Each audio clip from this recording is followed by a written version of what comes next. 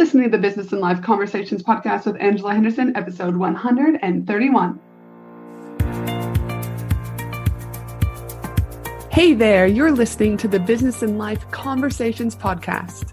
My name is Angela Henderson, and on this show, we talk about improving your business, life, or both by having amazing and rich conversations with brilliant guests who will inspire you and who will give you tips and tricks to help you grow both in life and in business. Well, hey there, and welcome back to another awesome episode of the Business and Life Conversations podcast. I'm your host, Ange, from Angela Henderson Consulting, where I'm an international award-winning business consultant and coach who has helped thousands of amazing women business owners to get all the pieces in place to have consistent 5-figure months and then on to 6- and 7-figure years without burning out in the process. It's 2 nights before Christmas and all through the house. Okay, let's be honest. If you're listening to this right now, I can almost bet that there is probably some sort of batshit crazy going on with kids being off on school holidays, gifts needing to be wrapped for Christmas, stress about family, and it's full steam ahead. So I'm pumped to bring on the podcast today one of my mastermind clients who is the most amazing slow living coach, Rachelle, from How to Live Slow. Today, I want to start planting the seed about the importance of slowing down. In fact, we must start to learn to slow down because the burnout rates are crazy. Bringing her on today is actually the most perfect timing ever. Why? Because we've got Christmas and we've got the new year. We've got talk about change. Next year, what are our goals? So no better way to bring her on today to start planting that seed, as I said earlier, about how to live slow. We're going to talk on the show today about what is slow living, how important is slow living in today's world, what are some of the benefits people will see when they start to slow down. We're also going to talk about the understanding of what are the top 3 things that listeners can do, such as yourself right now, to start implementing slow living. It's going to be an awesome episode and an episode that I feel is needed for all, especially after the year that we've had. But before we jump into this amazing episode, I'd like to remind you that this episode is sponsored by my Action Takers Mastermind for Women in Business. Applications are now open for 20 amazing women business owners to join me in the 12-month online and in-person experience designed to get your business to the next level, whatever that looks like for you. The Action Takers Mastermind helps business owners like you to get clarity on where to put your focus, genuine information on what's possible, what works and what's a waste of time, helpful feedback on your ideas, perspective on your skills and talents, introductions to new clients, access to the most amazing and beautiful community of other women and business owners. Not to mention that during the 12 months, you're also going to get strategy sessions with me, emergency calls with me when shit starts to go down, hot seat calls every month to implement certain things that you're working on. We're also going to have co-working sessions, monthly mindset coaching, monthly goal planning sessions. You'll also get 12-month access to our private Facebook group. You're also going to get access to 12 other amazing business mentors to help you grow, such as a Facebook ads mentor, an Instagram mentor, a podcast mentor, and so much more. Not to mention two one-day live events on the Gold Coast. Sounding like my Action Takers Mastermind 12-month mastermind might be what you need to get your business to the next level for 2021, then head to angelahenderson.com.au, click on Mastermind, and apply today for one of those 20 spots. Now, let's get into today's amazing episode. Welcome to the show, Rachelle. Hi, Ange. How you going? Yeah, I'm good. I'm super, super excited to have you on the podcast today because it has been a joy working with you over the last year in the role of the business consultant. And it's just been fucking amazing to just see you go from strength to strength. And funny enough, before we started this podcast, we were talking about your word of the year last year, which was blossom. And really, that's it in a nutshell. You have just blossomed into this kick-ass slow living coach who is here to just spread the word and educate people about slow living. And I wanted to bring you on today because in the fast-paced world we live in, and then you throw in family, and then you throw on top of that, our business or businesses that some people run. And let's say things can start to get slightly batshit crazy fairly quickly. And that's why I was like, we've got to have you on the podcast because I really want, especially at time of holidays, we're entering into the holiday season, that people actually even speed up tenfold, I believe. And so I want you to come in and kind of bring some sense to people about this slow living concept and what that looks like. So super, super thrilled to have you here today. Yeah, I'm so excited to chat with you. So yeah, thanks for having me again. And yeah, let's get into it. Awesome. Now, before we do though, is I always like to ask my guests that I bring on the show a fun question so that the audience gets to know you a little bit more about who you are and what you do. So my fun question to you is we both love Christmas. Like, we would just like roll around in Christmas year round if we could, I think. And so my thing that I want to ask you is, what is it about Christmas is your favorite rituals and memories that you like to create every year? Oh, well, my favorite one that I love about Christmas is the 1st of December box. Uh-huh. So I go a little bit all out with the kids. Like I give them, a lot of people do Christmas Eve boxes, but I do ours on the 1st of December, and we give them the advent calendar, and that's when Elf on the Shelf comes out, and they get their Christmas pajamas and their Christmas movie and Christmas books and, all the fun Christmas cup and plate that we use throughout December. I love it. It just really kicks off the season for me. And have fun. Seriously though, I know there's like, I will say fun, and then come day 5 I'm ready to like kill the elf on the shelf. But I mean, my I know. How many places can he hide? It's like, how many places can he hide? How many times can you forget? Do you mean, and wake up at 5 a.m. and freak out, going, "Oh my God!" Do you know what I mean? We haven't moved the elf. Do you know what I mean? Quick, code red, right? It is getting harder. My son Finley, he's 11 now, and we're almost at the point where I feel like this could be the year that he's caught on. He's like, because why is the elf on the shelf in Target, Mom? Like, how did he get here? And I'm like, damn you, Target. Because when I first started, Finley and me, actually, I was the first person to bring Elf on the Shelf to Australia. And sold in the Finley and Me store. And so you could only get it in a select, I brought it in and a few other businesses brought it in, but it was only a few select of us. For now, it's like Meyer and everyone has it. But out of curiosity's sake, what is the name of your elf? Oh, Elfie. Elfie. All right. Not very creative. Elfie, ours is Bobo, but again, it is so fun. Like, they look for him. A side note, Michelle, who we know from Sweetheart Creative, makes this personalized Elf on the Shelf wooden beds. Super fun side note there, just to let you know. Ours has the little bed that he does sleep in occasionally. So anyways, Elf on the Shelf. Yeah, you have to get her. So yeah, they're so fun.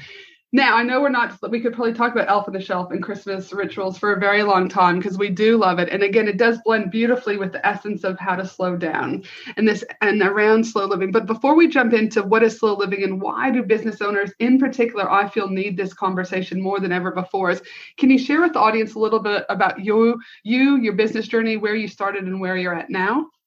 Yeah, sure. Yeah. So as you said, I'm Rachelle. My business is How to Live Slow. And I started it because, well, I just realized that I couldn't do full-time work and have a family and try to support my husband in his business and do all the things and have a social life as well. And I just felt like there had to be another way. Like, all of this pressure of, you've got to have a house by this age, and you've got to have this kind of car and live in this suburb, and tick, tick, tick, tick, tick, like life. Like, why are we rushing towards all these goals? Like, what about the process? How can I make each day fun? Like, wishing away, like, I can't wait till the end of term at uni, or I can't wait for the holidays, or, that can't wait for the weekend. And that's not a way to live life, in my opinion. So, yeah, we started off with minimalism when my husband and I 10 years ago moved in together, and we realized, hang on, we've got so much stuff.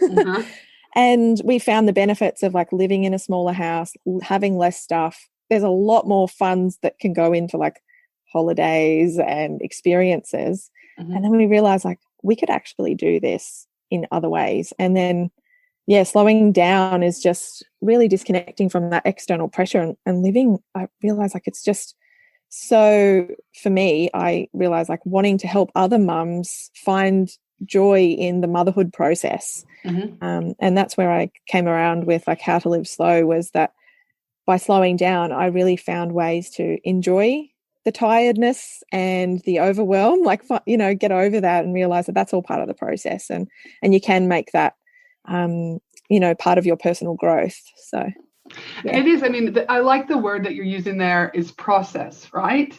Yeah. Everything is a process, and we get to choose what this process looks like for us. And there is, again, ultimately, we think there's only one way, that we must keep, we must be busy, or we must, work harder in order to have this picket fence, or, the picket white fence, or whatever that looks like. But it doesn't have to be that way. But again, there's not a lot of people, in my opinion, I listen to podcasts, and I, network around the world and things like that. And often when I go to these events, I don't hear often enough people talk about slowing down. I'm very one to talk about hustle. I don't think you have to hustle to have a successful business. I do think think that there's elements and times where you will work harder than other parts of your business journey in order to either do something to speed up, and then slow down later on. But you don't have to hustle, because I believe it leads to burnout. And would you agree that, again, at the pace we're going, there's going to be a large amount of people starting to burn out fairly quickly? Yeah, definitely. I think even the word hustle just makes me feel tired. Right. Mm-hmm. And I don't believe that hustling is the way. I mean, obviously we've grown up not like with the story that you have to work hard to achieve things. And then we start our businesses because we see other people living these different lives of like a lot of travel or 3-day weeks. And we think like, well, it's uncomfortable for it to be easy, so I have to make this hard. Mm-hmm.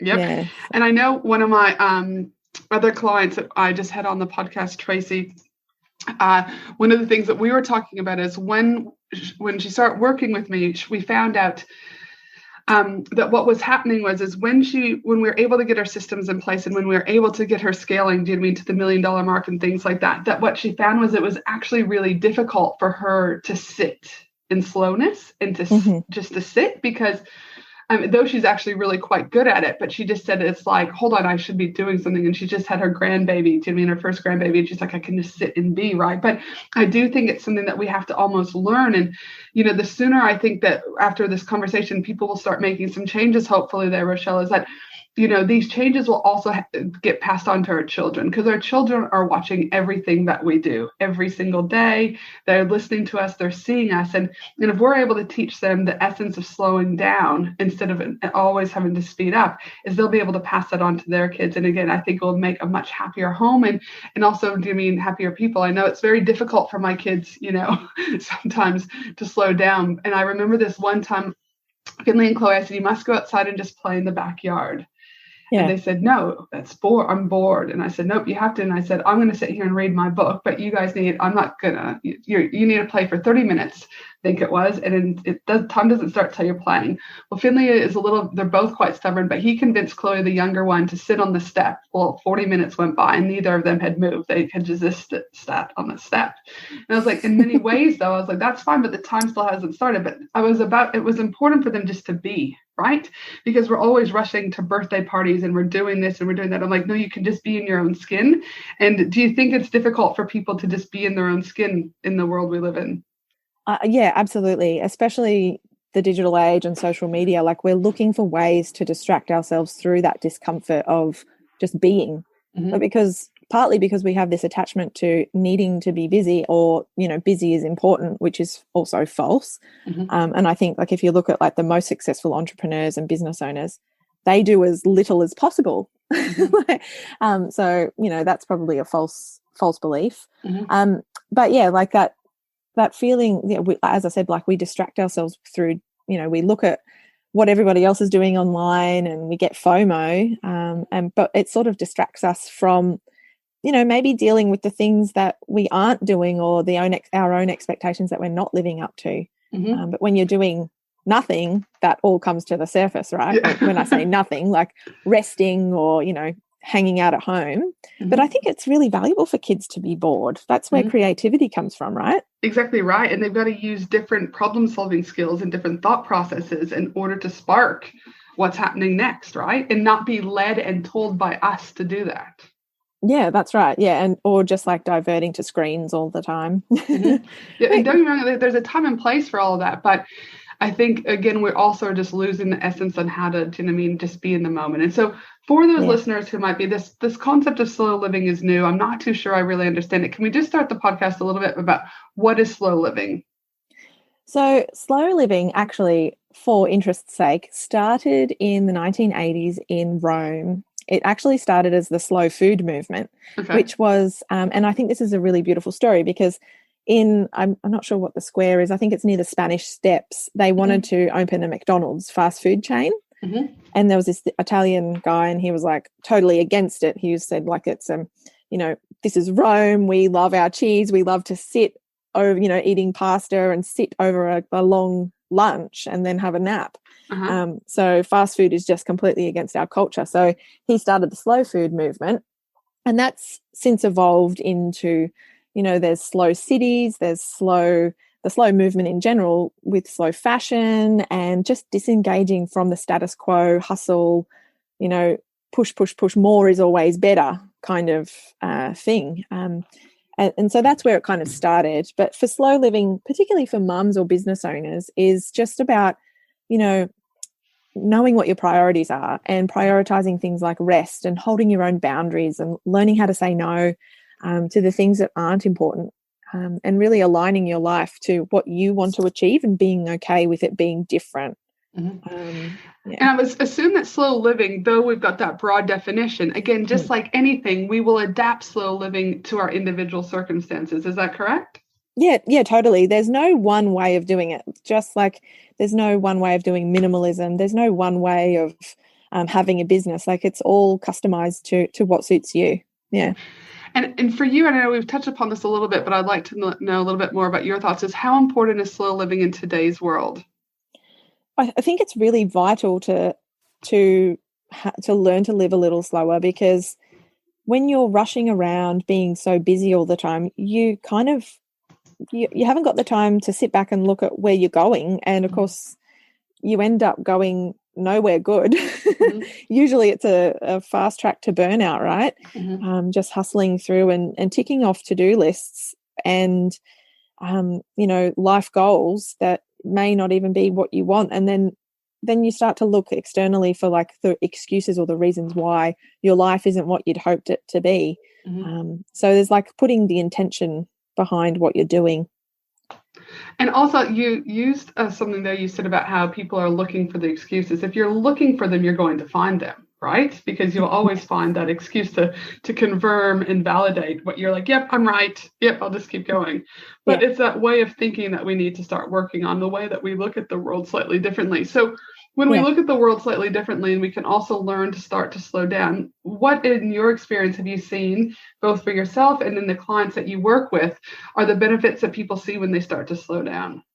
Well, it's all about like the connection. Like I mainly work with mums. So one of the best benefits that I've found for my mums is that they just feel a bit more energetic and vibrant because they're not overscheduling themselves and their kids. So they've got the time to connect with their kids. They've got the time to connect with what is important to them. They take the time to look after themselves, and they have that time at home or, time together. Doesn't have to be at home, but just time together to connect and prioritize rest and do the things that matter to them. And have you also, sorry, go ahead. No, you're fine. You go. Do you also feel, though, that the women, by allowing and acknowledging their essence of being able to connect with their children and then slowing down again, that also a direct correlation is that their confidence starts to, increase too, and that they're also finding that sense of belonging? Because I know in motherhood, well, for me personally, when I was first starting out, it's like, you're forgetting about why the hell did I become a mom? This is so hard. Or, I don't have any time for me or whatever. So not only the essence of slowing down to be able to connect, but also to look at your own self as a person. Yeah, totally. When you're feeling that sense of like, why am I here? What am I doing? This is hard. You get stuck in like overwhelm and resentment and exhaustion. And like we said, blame and excuses and, maybe fights, and you speak and you're like, why do I sound so naggy? Yeah. Where's my time? I need my me time, and you kids are bothering me or whatever. But when you slow down, you realize like when you do take the time to rest and you take the time to connect, a lot of that kind of goes away. Yeah, because again, it's like, because we've put that pressure on us, and not to mention, again, this is a whole nother conversation, but it's like the frequency and the vibration that you're sending out to the world, right? If you're stressed all the time and you're on the go all the time, obviously that's what you're putting out. But when you do the opposite, you're going to attract the opposite, which means, again, you are going to probably feel a little bit more fulfilled. You're going to be less resentful, right? You're probably going to be less angry, which also I would say probably adds to all those benefits of slowing down. Is it's not just a connection, but you're probably just happier, person collectively, right? Yeah. Now, for people who, though, I know one of the things that you do really well is you kind of break down you have this thing like around the 4 pillars around slow living. And I think it's really interesting because it allows people to kind of to assess, where these fit within their own things. Can you share with us what these pillars look like?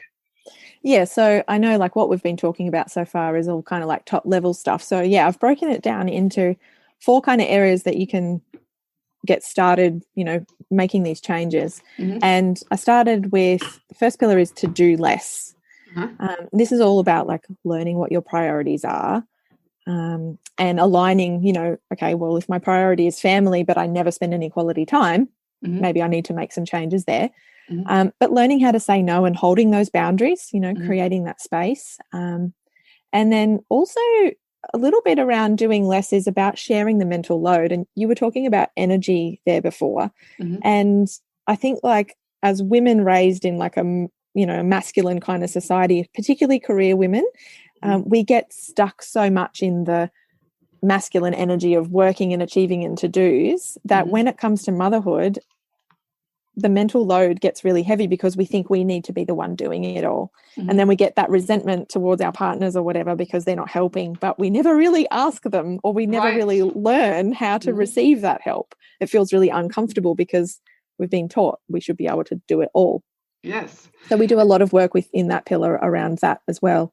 Yeah. So pillar number 1 is to do less. Do less. And again, I also suspect that when you're working with these women, that when they have to go through and acknowledge the spaces that they could work on doing less, that could be a very like, aha, like, oh, I didn't think that I was putting this much time. Because I also believe that a lot of times our perception of what we have and what we don't have, until you start writing it down, that we start going, oh, you can see it, it's validated, right? I often say about your financials don't lie. You either have money in the bank or you don't. You either look at that number or you don't.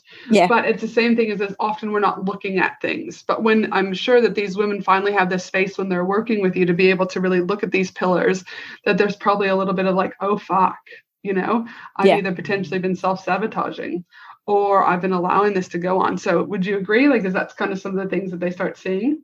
Yeah, definitely. When you say about the financials and money, well, in this pillar, we talk about there being 3 kinds of resources that you have. You've got financial resources, but you've got time resources and energy resources.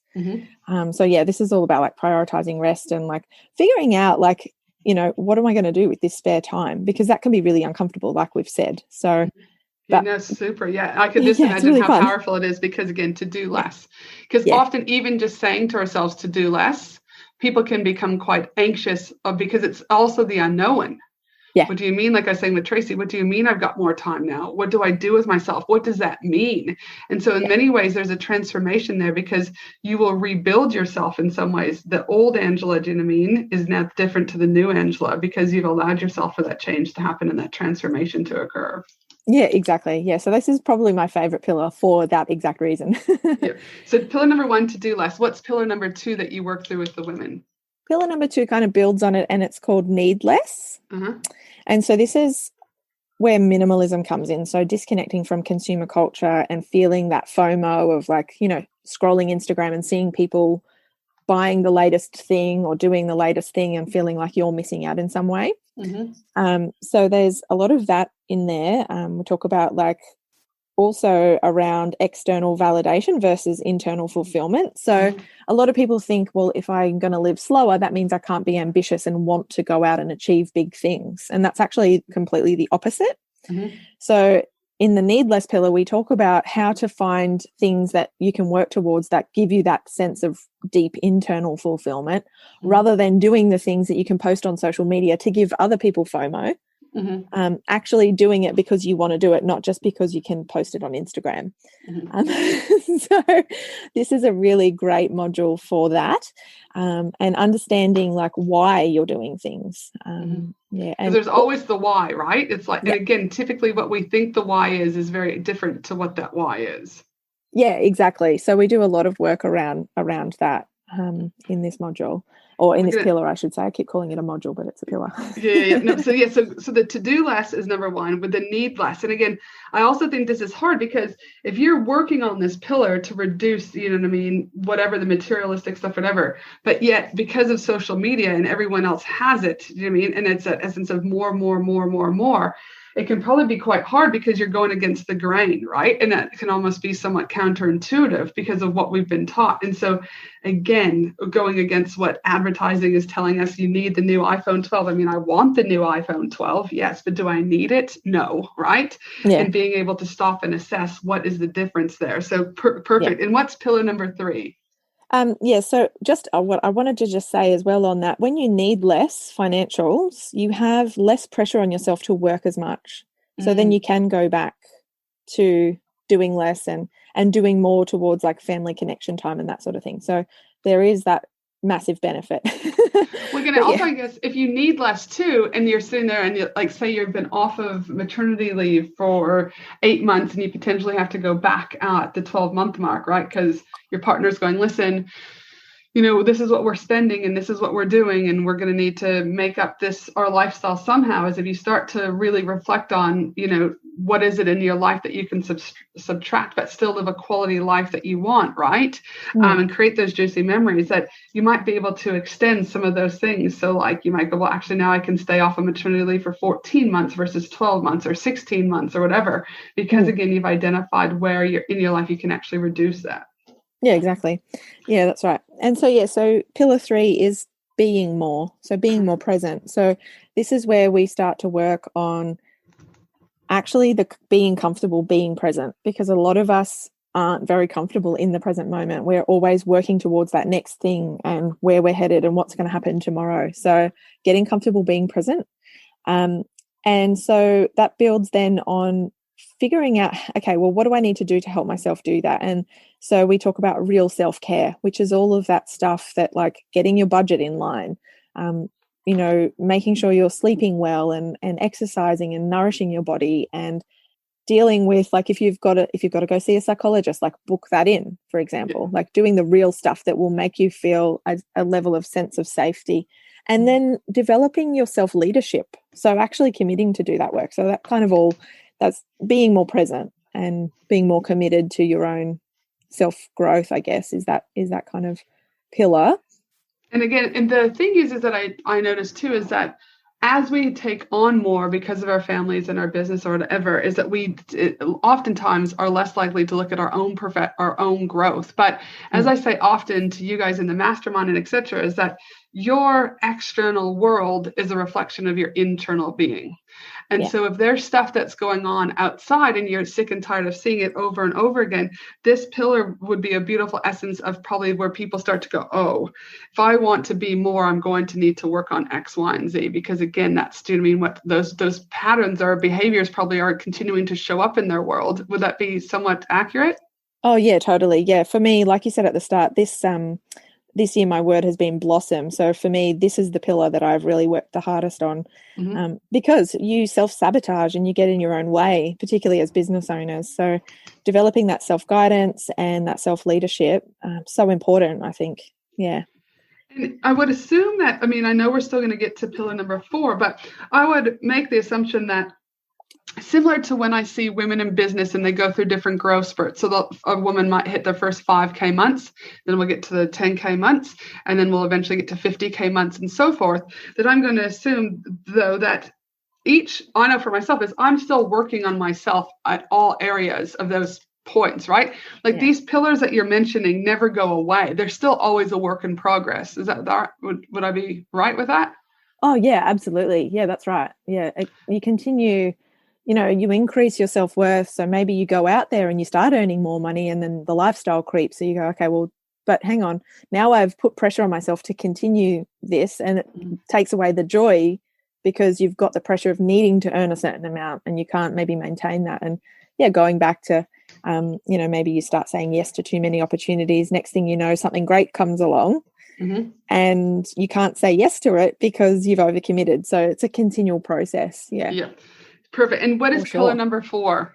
Number 4 is about living more. So living more aligned. So, you know, we do all the work in the first 3 pillars so that we can start to live in our own version of what we want. And it's all about, like, using the right words, like power of language, right? So what you think and say to yourself creates the outcomes. So We start to look at like the language that you use when someone says, hey, how you going? And you automatically say, oh, I'm so busy. Like, then that's what you're going to be, whether you mean to be or not. So we look at a lot of that. We also look at living more aligned, which is living more cyclically, particularly for women, with our hormonal cycles. So we look at cyclical living. So, and the same thing like when you've got a business, you've got times when you feel like you're really ready to be online and show up, and then you've got times when you want to be creative and get writing or whatever. And then there's times where you need to plan and get stuff done. So living cyclically and allowing yourself to kind of rest when you need to rest in cycles as well. It's a really fun module, actually, or pillar, I should say. Yeah. It's super fun. And so this combination of all of these things is ultimately collectively what will help women to slow down. And though they might slow down, like they don't need to do all these pillars at once but again, by just acknowledging and starting to do less, as you said today, to either need less and start, even, just starting to assess where in your life do you need less from a materialistic, say, point of view, being more and living more. Again, each of these is just going to naturally lend to the other about the overall essence of slow living. Like, I think, is it Saturday slow living or Sunday slow living? Like, I think you guys have like a slow morning where it's like you work really hard just to like, you use it. I see it on your stories. Do you know what I mean? Is it slow Sundays or slow Saturdays or something? Yeah, like that? Usually slow Sundays. We just kind of like hang out and do not much at home, and just that's usually when the kids do the most fun, like little creative games. Yeah, because they've had that space to do it, right? Yeah. But also we've had that space probably because, again, then we can slow down, that we've got that space to also want to engage with them more and listen to them more and be with them more. And that helps to, again, be that more present that you're talking about. Yeah, that's right. I've been recently calling it being the curator of your family life, which is like providing the childhood that you envisioned and being the kind of mum that you envisioned being. Yeah. And for those listeners who are out there who, majority of them are also business owners, a large portion are moms, how do these 4 pillars of to do less, need less, being more, and living more also blend with business? Because could you also equally say that in business, we need to also be looking at slow business? Oh, yeah. I mean, I feel like parenting and business are the two kind of like big personal growth journeys, right? So yes, totally applies to business. Like if you look at doing less of the busy work and, doing more of what your priorities are, or like your zone of genius, I know you call it. Yep. Needing less. So again, like, needing less external validation. So knowing your why, like why are you doing your business outside of earning money? And so that you don't get caught on the vanity metrics and the FOMO, so that you can stay in your own lane. Being more present. So again, self-leadership and being, taking care of yourself so that you can show up. So you've got the energy to be on with your business and have the capacity to move forward and to be more visible online or whatever it takes, whatever you need to do there. And living more aligned. So having a plan, right? Recognizing what time of day or time of the month or what kind of time of the year works best for you to work really hard, and when you need to take time to rest and get creative and, make plans for what your business might look like in the future. I love that, because again, I think we try and just jam pack so much, the women that I work with, they've just got to do so much. But if they're able to take these 4 pillars that we talked about and start making some, incremental changes, this is going to, help them immensely. And that too about, I use the words bandwidth. Like, what is your current bandwidth in your business to do X, Y, and Z? Do you need to say no, right? Because your bandwidth is that, I'm very mindful. I've had, as I've talked often on here, a lot of people die over the last 5 years, or last 2 years, sorry.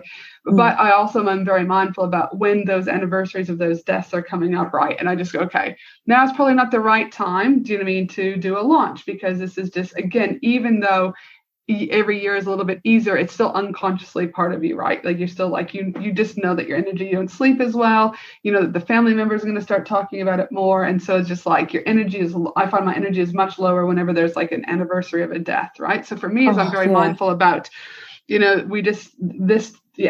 in regards to my bandwidth. My bandwidth for me is this is not going to be the right time to launch this, or that cycles that you're talking about. And again, just having that awareness, knowing when to speed up and knowing when to slow down can be such a breath of relief, and also just such an a lot of people are anxiety provoked, but it's like it can decrease your anxiety because you've got a space and a name, and you've given yourself that permission to be able to just be, right? Yeah, exactly. And then when you're on, you can be so much more productive because you're giving yourself permission to actually slow down when you're having that rest time. Yeah, totally.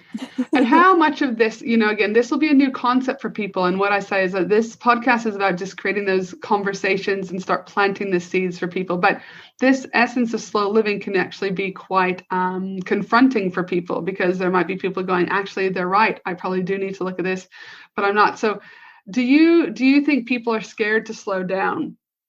Yeah, I do. I think, like, for the reasons that we've said, like, we have these stories and this social conditioning that you're supposed to hustle and work hard, and like earning money is difficult, and being busy is a badge of honor and a sign of importance. So subconsciously, I think it's hard to slow down. And also, there's other things that go on, like you said, like you've got deaths at certain times of the year that remind you, but like those traumas that you try to kind of get away from. So a lot of us find it really hard to slow down because then you've got the time to think about the stuff that you're not dealing with, which is not always easy. Not always easy, but again, a lot of people, it's confronting, right? So but again, it's that confronting stuff that I feel has to be dealt with in order to see the transformation, right? If we just keep suppressing it, again, that external world is going to continue to look a different way than what you want, only because that internal world has not been dealt with yet, right?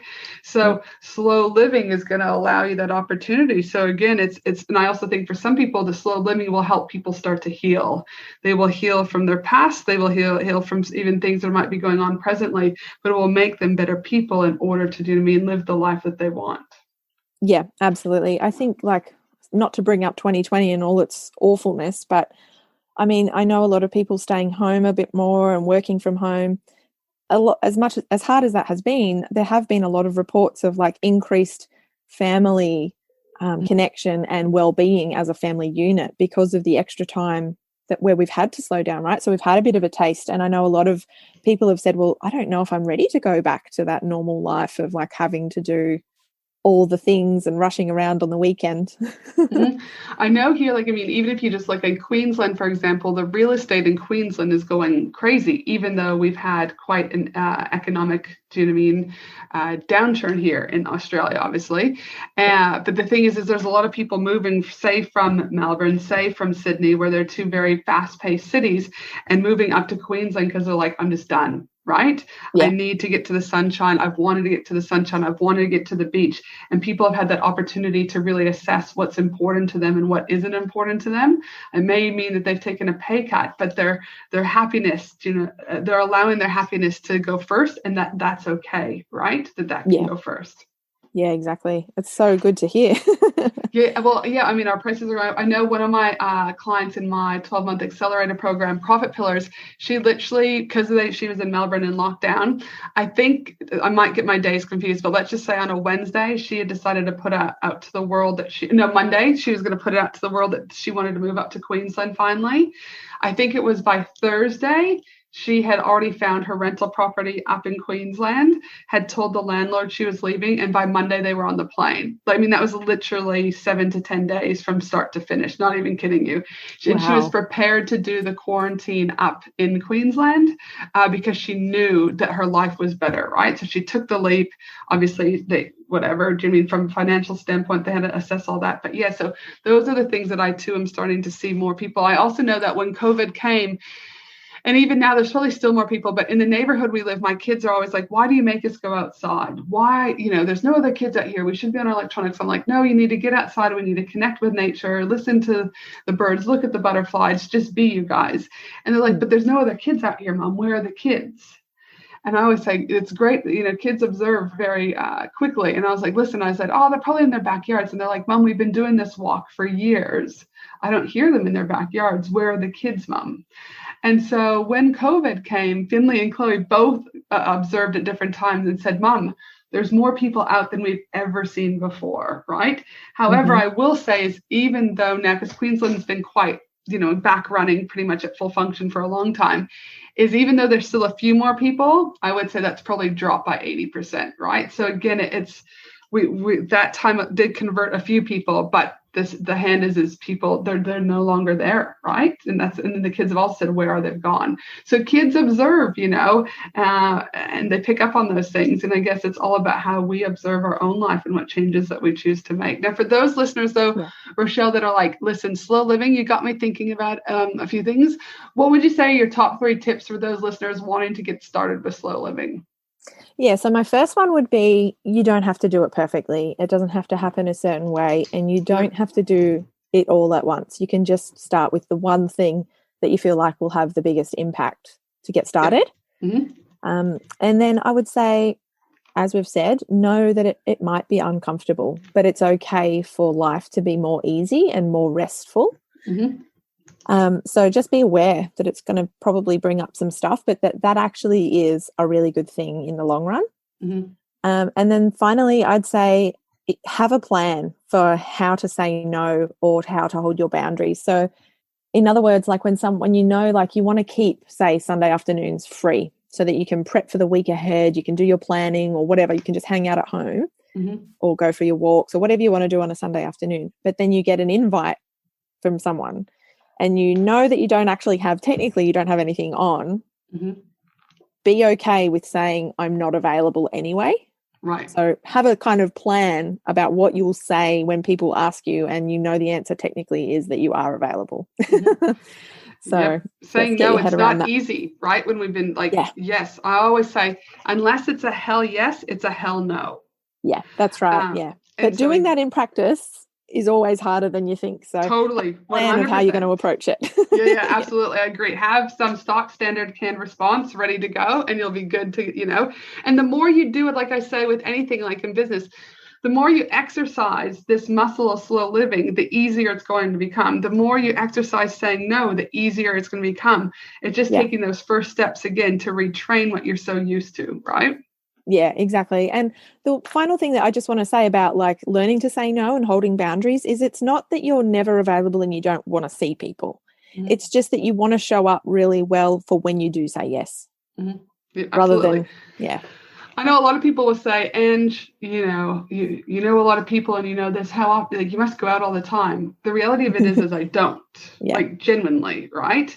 Because when I have been so switched on during the day for the women that I support, that I know my energy is lower at night. And so I need to, that when I'm saying yes to a speaking event, or if I'm saying yes to, we're having our live Brisbane event on December, I can't remember what day it is, but here in Brisbane, like I have to know that I've got the energy, right, to be present when I'm there. And so that's why I say no regularly. And I think people might think I'm a dick, but I don't really care, right? The thing is I know where my energy begins and where it ends and what I can give and what I can't give. And that I've equally learned that it's okay to say no. I don't have to be everywhere, and that's okay. Yeah, totally. Yeah, I think, it can be really triggering when someone says no to you, but it's about like, they've got really good boundaries and respect that and be okay that you can have that too. And there's also ways that, again, like you said, if you practice saying no, I've been asked a few times to be in a book in the last little while and to appear on these things. And I just said, listen, thank you so much. However, at this stage, I'm not able to do it, but please feel free to connect with me again in the new year. I can then assess in the new year if I've got space to take that on. And I also think that for those listeners that like don't like getting told no, remember, just because it's a no now doesn't mean it's a no forever. Yeah.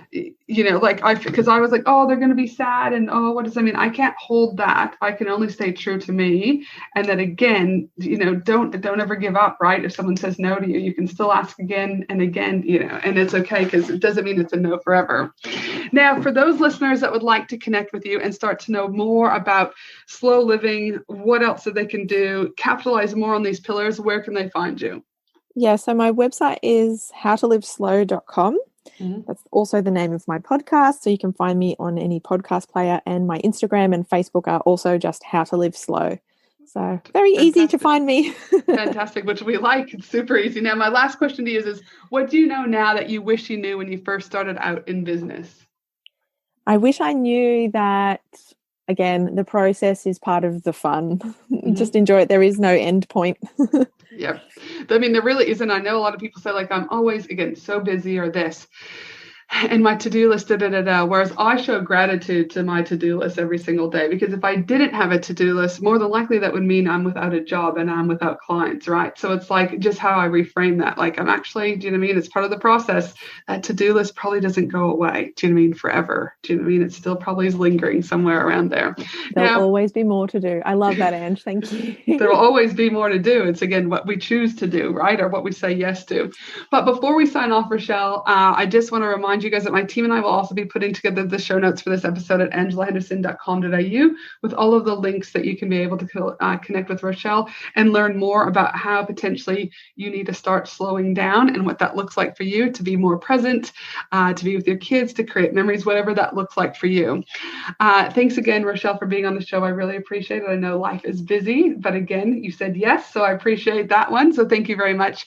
And for the rest of you, I hope each and every one of you have a fabulous day, no matter where you are in the world. And don't forget that applications for my 12-month Action Takers Mastermind are now open. Spots are limited. You can apply for the mastermind by heading to angelahenderson.com.au and click on the mastermind button today. Have a great day, everyone. And I look forward to you joining me again next week for another amazing episode of the Business and Life Conversations podcast. Thanks again, Rachelle. Thanks. Love it. Bye. Thanks for listening to the Business and Life Conversations podcast with Angela Henderson. www.angelahenderson.com.au